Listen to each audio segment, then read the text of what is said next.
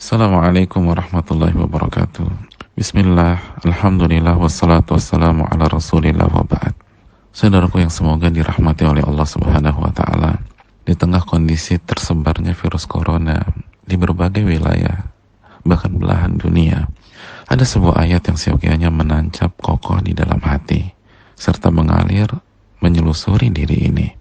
Ayat yang bisa mengubah arti kehidupan yang fana ini. Allah berfirman, wa khuliqal insanu dha'ifa. Manusia diciptakan dalam kondisi lemah. Itulah firman Allah dalam surat An-Nisa ayat 28. Ya, rasanya hari-hari ini adalah waktu yang tepat untuk merenungkan ayat tersebut. Bagaimana tidak lemah menghadapi makhluk Allah yang berukuran 100 nanometer saja. Jutaan manusia begitu kewalahan. Ribuan manusia roboh. Jutaan lainnya mengisolasi diri, menutup kota, serta diselimuti rasa takut dan cemas.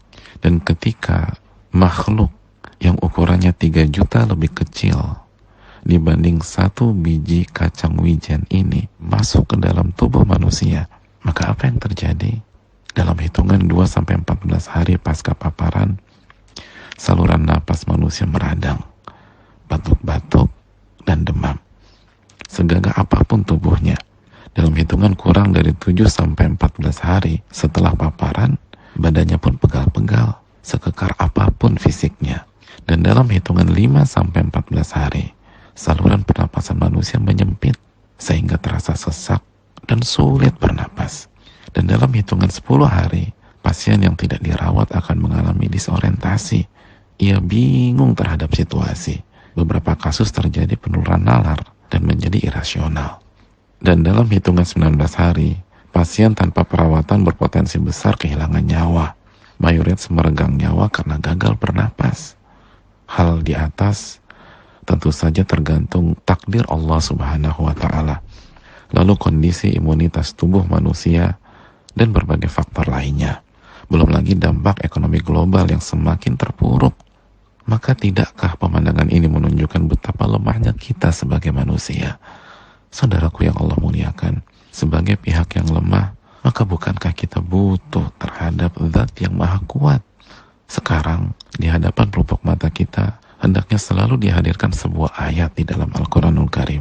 Ketika Allah berfirman, Ya ayuhan nas, antumul fuqara'u ilallah, wallahu wal ghaniyul hamid. Wahai manusia, kalian itu fakir, butuh kepada Allah.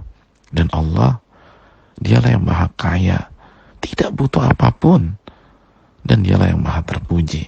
Benar saudaraku, kita ini fakir dan butuh kepada Allah. Butuh pertolongan Allah. Butuh penjagaan dan perlindungan Allah. Butuh taufik dan petunjuk dari Allah. Agar tidak keliru dalam bertemu orang. Atau terjebak radius jarak dekat dengan orang yang salah. Atau memegang sebuah benda yang ternyata terjangkit virus tersebut. Dan jika seseorang ditakdirkan terjangkit, dan kita semua berharap semoga itu tidak terjadi, tapi jika ditakdirkan seseorang terjangkit, maka ia butuh hidayah agar bisa menghadapinya dengan sabar, dengan ridho kepada takdir, serta butuh pertolongan serta kesembuhan dari Allah subhanahu wa ta'ala. Allah subhanahu wa ta'ala berfirman, fafirru ilallah, bersegeralah untuk kembali kepada Allah. Saudaraku yang Allah muliakan, maka bersegeralah kembali kepada Allah, khususnya pada kondisi seperti ini.